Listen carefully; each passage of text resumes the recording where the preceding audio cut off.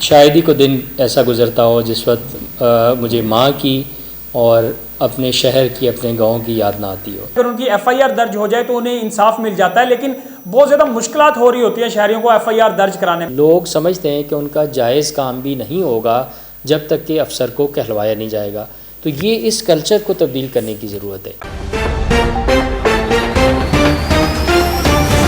السلام علیکم ناظرین، آپ دیکھ رہے ہیں رائش نیوز، میں ہوں عدنان یعقوب۔ آج ہم بات کریں گے کہ ایک پولیس والے کا عوام کے ساتھ کیسا رویہ ہونا چاہیے۔ اس کے علاوہ کھلی کچہریاں لگائی جاتی ہیں، وہاں پہ موسٹلی ایسے سائلین آتے ہیں جو پہلے بھی کچہریوں کے چکر کاٹ چکے ہوتے ہیں لیکن ان کے مسائل حل نہیں ہوتے۔ اس کے علاوہ پولیس کن کن جرائم میں آپ کو حراست میں لے سکتی ہے، آپ کے گھروں کی یا کسی بھی جگہ کی تلاشی کی حدود و قیود کیا ہوتی ہیں کہ پولیس کس طرح وہاں کی تلاشی لے سکتی ہے۔ اس کے علاوہ ساؤتھ پنجاب میں کیا ایکٹیویٹیز ہو رہی ہیں، جرائم پیشہ افراد کو روکنے کے لیے کیا اقدامات کیے جا رہے ہیں، ساری صورتحال پہ ہم بات کریں گے۔ ہمیں اسٹوڈیو میں جوائن کر رہے ہیں ریجنل پولیس آفیسر جاوید اکبر ریاض صاحب۔ سر، سب سے پہلے آپ کا شکریہ، آپ نے ہمیں جوائن کیا، اور آج پنجاب کلچر ڈے بھی ہے اور آپ نے بھی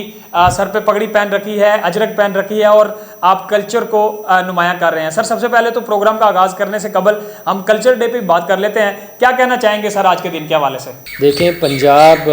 ایک گلدستے کی مانند ہے، اس کے اندر بہت سارے خوبصورتیاں ہیں۔ اس کے اندر ایک خوبصورتی اس کے ڈفرینٹ کلچر کی بھی ہے، ثقافتوں کی بھی ہے۔ جنوبی پنجاب کے اندر بھی آپ کو different languages, different culture, different back ground کے لوگ ملیں گے، اور میں سمجھتا ہوں کہ دنیا بھر میں ڈائیورسٹی یعنی ڈفرینٹ قسم کے کلچر جہاں ہوتے ہیں اس جگہ کو بڑا خوبصورت علاقہ سمجھا جاتا ہے۔ پنجاب بھی ہمارا ایک ہریالی کے حساب سے، ایگریکلچر کے حساب سے، ثقافتوں کے حساب سے بڑا مشہور ہے، اور ہم بچپن سے اس کی ڈفرینٹ ثقافتوں کو بہت زیادہ پسندیدہ نظر سے دیکھتے ہیں۔ اچھا سر، عوامی سوالات کی طرف بڑھنے سے قبل میں آپ کے بارے میں تھوڑا سا جاننا چاہوں گا کہ سیالکوٹ سے آپ نے ایک سفر شروع کیا یہاں ریجنل پولیس آفیسر تک کا، سر یہ سفر کیسا رہا، کیا بننے کا شوق تھا آپ کو؟ یار، سیالکوٹ ظاہر ہے میرے بچپن کے کچھ دن وہاں گزرے ہوئے ہیں، تو سیالکوٹ ایسے ہی ہے جیسے ماں کی یاد آتی ہو، اسی طرح سیالکوٹ کی یاد آتی ہے۔ میری ماں کو اس دنیا سے رخصت ہوئے چند سال گزر گئے ہیں، تو ان کی ساری باتیں، ان کی ساری چیزیں جو میرے ذہن میں ابھی تک ثبت ہیں، وہ اس کے ساتھ سیالکوٹ، میرے گاؤں کا، میرے انیشل جو دن تھے وہ بھی اسی طرح ثبت ہیں۔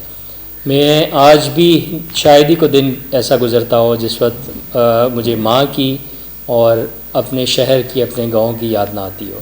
تو ظاہر ہے یہ انسان کی ذات کا حصہ بن جاتے ہیں۔ جہاں آپ کا بچپن گزرا ہو، جہاں آپ کی جائے پیدائش ہو، جہاں کی یادیں شاید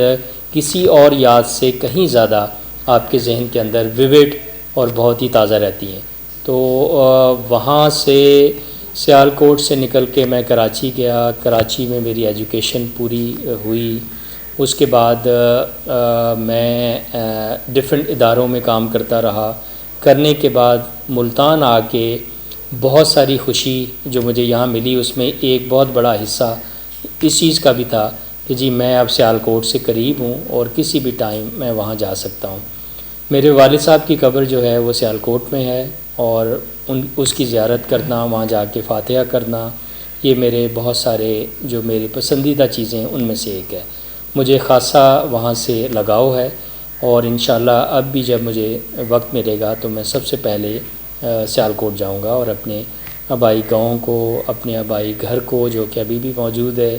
والد صاحب کی جو قبر ہے، اس کو انشاءاللہ وہاں ضرور حاضری دوں گا۔ اچھا سر، ایک پولیس والے کا عوام کے ساتھ کیسا رویہ ہونا چاہیے؟ دیکھیں، پولیس والے کے اوپر دوہری ذمہ داری ہے، ایک قانون کی اور ایک معاشرے کی۔ وہ اس معاشرے کا فرد بھی ہے، اسے چاہیے کہ وہ اللہ تعالیٰ نے اور اس ملک نے، اس قانون نے اس کو ایک حیثیت دی ہے، اور ایک ٹرسٹ ہے، ایک امانت ہے۔ یہ جو کرسی ہے، یہ جو یونیفارم ہے، یہ جو اختیارات ہیں، یہ بیسیکلی ایک امانت ہے، اور امانت دار کے اوپر بڑی کڑی ذمہ داری ہے، اس کے بارے میں حساب لیا جائے گا۔ تو میں سمجھتا ہوں کہ ہمیں ہر وقت اس جستجو میں رہنا چاہیے کہ عوام کی کس طرح سے خدمت کی جائے۔ لاچار لوگ ہمارے پاس آتے ہیں اور ان انتہائی مجبوری کی حالت میں تھانے میں، S P office, R P office وہ تشریف لاتے ہیں، اور اگر ان کو مناسب رویے نہ ملیں، ان کو پراپر ان کی گریونسز کو نہ دیکھا جائے، تو میں سمجھتا ہوں اس سے بڑی زیادتی نہیں ہو سکتی۔ اچھا سر، جیسے میں نے پروگرام کے شروع میں بھی کہا کہ کھلی کچہریاں جو لگتی ہیں وہاں پہ سائلین آتے ہیں، موسٹلی وہ یہ شکایت کر رہے ہوتے ہیں کہ پہلے بھی بہت ساری کھلی کچہریوں میں وہ جا چکے ہوتے ہیں لیکن ان کا مسئلہ حل نہیں ہوتا۔ آفیسر معاملے کو وقتی طور پہ سنتے ہیں، بعد میں اس کا فالو اپ نہیں ہوتا۔ یہ وجہ ہوتی ہے کہ معاملہ لٹک رہا ہوتا ہے یا کوئی اور وجہ ہوتی ہے؟ دیکھیں، پولیس کے پاس آپ کہہ لیں فارچونیٹلی یا انفارچونیٹلی بہت سارے ایسے مسائل آ رہے ہوتے ہیں جو قانونی طور پہ پولیس کے پرویو میں نہیں آتے، لیکن کیونکہ لوگ وہاں آ کے ایڈریس کر رہے ہوتے ہیں، پہنچ رہے ہوتے ہیں، اپنی اپلیکیشنز دے رہے ہوتے ہیں، تو ہمیں ان کو سننا ضرور پڑتا ہے۔ ہو سکتا ہے کہ پولیس ان کی مدد نہ کر سکے کیونکہ پولیس کے دائرہ اختیار میں نہیں ہے، لیکن وہ ان کو ضرور ان کا جو مسئلہ ہے اس کو ایڈریس کرنے کی بھرپور کوشش کرتے ہیں۔ تو کچھ لوگ ایسے ہیں جن کی کمپلینٹ ریپیٹڈلی پولیس کے پاس آ رہی ہوتی ہے اور پولیس کے پاس یہی اس کا جواز ہوتا ہے کہ جی انفارچونیٹلی یہ یا تو کسی اور ادارے سے متعلقہ ہے، یا ان کو کورٹ سے ریلیف ملے گا، یا محکمہ مال سے ملے گا، یا کسی اور جگہ سے ملے گا۔ تو اس لیے پولیس شاید ان کے مسائل کو حل نہیں کر پاتی، لیکن ظاہر ہے ان کی بات سننا، ان کو ایڈوائز کرنا یہ بھی ہماری ذمہ داریوں میں اور وہ کیا جا رہا ہے۔ اچھا سر، پولیس کے نظام کے بارے میں کہا جاتا ہے کہ یہ پرانا نظام ہے، اب چونکہ ٹیکنالوجی کا دور ہے سر، ٹیکنالوجی پہ ساری چیزیں شفٹ ہو رہی ہیں، کتنی زیادہ پیش رفت ہوئی ہے سر لوگوں کی شکایت کے حوالے سے؟ ویسے بھی کمپیوٹرائز سسٹم ہے سر، کیا اقدامات کیے جا رہے ہیں اس حوالے سے؟ دیکھیں، ہمارا جو کمپلینٹ مینجمنٹ سسٹم ہے وہ بڑا روبسٹ قسم کا ہے، بڑا افیکٹو ہے۔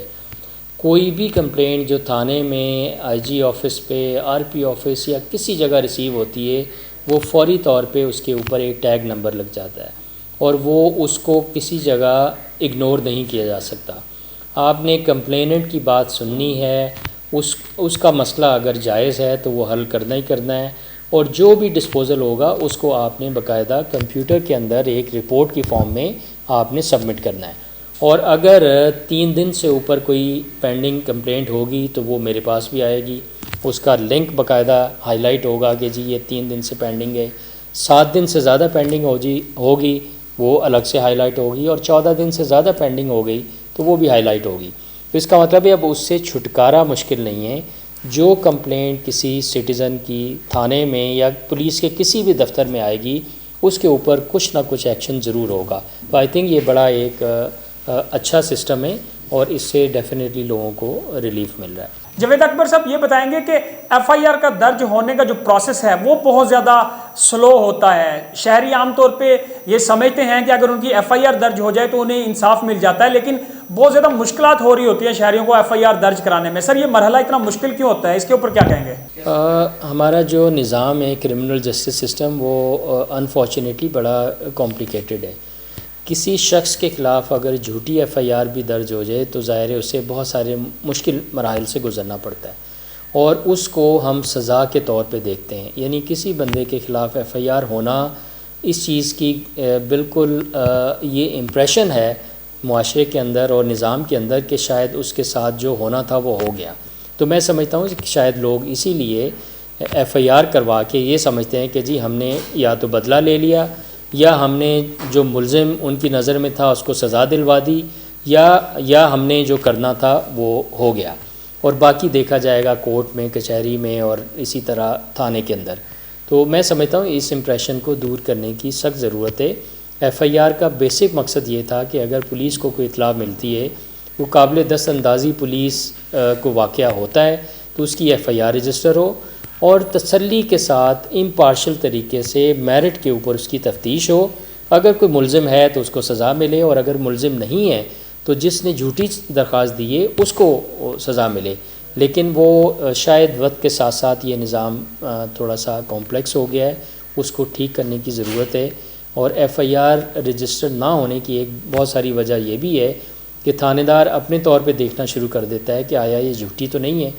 حالانکہ قانون کے مطابق وہ اس کا یہ کام نہیں ہے، لیکن وہ اپنے مورل آبلیگیشن شاید یہ سمجھتا ہے کہ اگر کسی بے گناہ کے خلاف ایف آئی آر ہو جائے گی تو شاید اس کو بہت ساری دقت سے گزرنا پڑے۔ تو اس وجہ سے یہ بڑا ہی ڈیلیکیٹ قسم کا معاملہ ہے۔ ہماری خواہش یہی ہے کہ جو کمپلینٹ آئے اس پہ 100% ایف آئی آر ہو، اور تفتیش کے نظام کو بہتر کیا جائے تاکہ لوگوں کو جو اس میں دقت آ رہی ہے اس کو ہم منیمائز کریں، نہ کہ قانون کے مطابق جو ایف آئی آر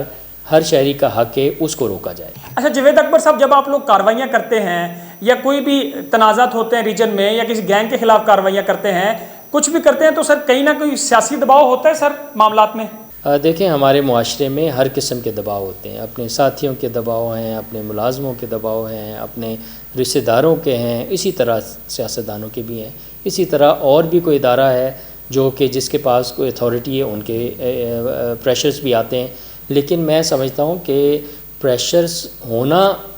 ظاہر ہے ہمارے بس میں نہیں ہے، وہ تو پریشر سوسائٹی سے آ رہے ہیں، ڈفرینٹ محکموں سے آ رہے ہیں، ڈفرینٹ جگہوں سے آ رہے ہیں۔ ہمارے ذمہ یہ ہے کہ ان پریشرز کے مطابق آپ کسی کے ساتھ کوئی ناانصافی نہ کریں۔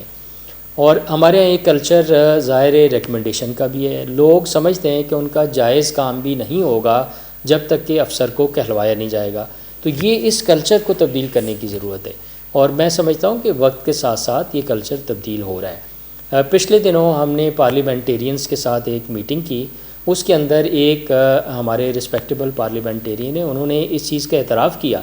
کہ جی آج سے 10-15 سال پہلے ہمیں تھانے سے متعلقہ بہت سارے مسائل آتے تھے، اور ہم ہر وقت پولیس کو پریشرائز کر رہے ہوتے تھے کہ جی یہ کمپلینٹ آئی ہے، اس کو سنیں، اس کے اوپر کوئی عمل درآمد کریں۔ وہ کہتے ہیں کہ اس قسم کے مسائل اب خاصے کم ہو گئے ہیں، اور اب پولیس سے متعلقہ بہت کم مسائل ہیں، کیونکہ پولیس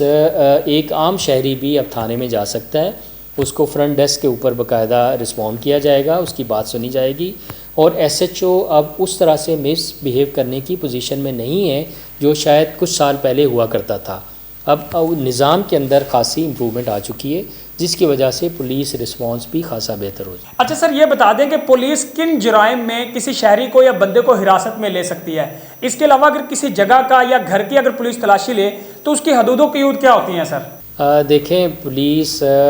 کسی ملزم کو تلاش کرنے کی نیت سے، کسی اشتہاری کو تلاش کرنے کی نیت سے، یا پولیس کے پاس یہ اطلاع ہو کہ فلاں جگہ پہ کوئی جرم ہو رہا ہے جس پہ پولیس کو ریئیکٹ کرنا ہے، یا کوئی 15 کی کال آتی ہے جس پہ بتایا جاتا ہے کہ جی اس گھر کے اندر، اس دکان کے اندر، اس علاقے میں فلاں جرم ہو رہا ہے، تو ظاہر پولیس کی ذمہ داری ہے کہ وہ وہاں رسپونڈ کرے، اور رسپونڈ کرنے کے بعد وہ فیصلہ کرے کہ آیا واقعی میں کوئی جرم ہوا ہے یا نہیں ہوا۔ اگر جرم نہیں ہوا تو وہ کال کرنے والے کو یا کمپلیننٹ کو فوری طور پہ بتائے گی کہ جی یہ جرم سرزد نہیں ہوا، آپ کی اطلاع درست نہیں تھی، اس لیے ہم اپنی جو روٹین کی کارروائی ہے وہ کر کے واپس جا رہے ہیں۔ اور اگر وہاں کوئی جرم ہوتا ہوا پایا گیا تو پولیس کی ذمہ داریوں میں شامل ہے کہ اس کے اوپر قانون کے مطابق ایکشن لے۔ اور آئی تھنک کہ اس کو ڈیفائن کرنا کہ کس جگہ جایا جا سکتا ہے یا نہیں جایا جا سکتا، یہ بہت زیادہ مشکل ہے۔ حالات و واقعات کے حساب سے، جرم کے حساب سے، اطلاع کے حساب سے یہ چیز ویری کر سکتی ہے۔ اسی لیے میں سمجھتا ہوں کہ کوئی بلیک اینڈ وائٹ میں کہنا کہ گھر میں جایا جا سکتا ہے یا نہیں جایا جا سکتا، یہ اس واقعے پہ ڈیپینڈ کرتا ہے، اس اطلاع پہ ڈیپینڈ کرتا ہے، اور کرائم کی اس نوعیت پہ ڈیپینڈ کرتا ہے کہ وہ کس قسم کی ہے، اور اسی کے مطابق ایکشن ہونا چاہیے۔ بہت شکریہ جی، ریجنل پولیس آفیسر جاوید اکبر ریاض صاحب ہمارے ساتھ موجود تھے، اور ہم بات کر رہے تھے پبلک کی آگاہی کے لیے کہ پورے ریجن میں خاص طور پہ جو جرائم پیشہ افراد ہیں ان کے خلاف کیا کارروائیاں کی جا رہی ہیں، اس کے علاوہ ایک عام شہری کے ساتھ پولیس کا رویہ کیسا ہوتا ہے، کھلی کچہریوں پہ ہم نے بات کی، ایک گھروں کی کسی بھی جگہ کی پولیس کیسے تلاشی لے سکتی ہے، جہاں جہاں آپ لوگوں کو پولیس کو فیس کرنا پڑتا ہے، ہم نے کوشش کی ہے کہ ان کے اوپر اب بات کی جائے۔ ناظرین، آج کے لیے صرف اتنا ہی، اپنا بہت سارا خیال رکھیں، عدنان یعقوب کو اجازت دیجیے، اللہ حافظ۔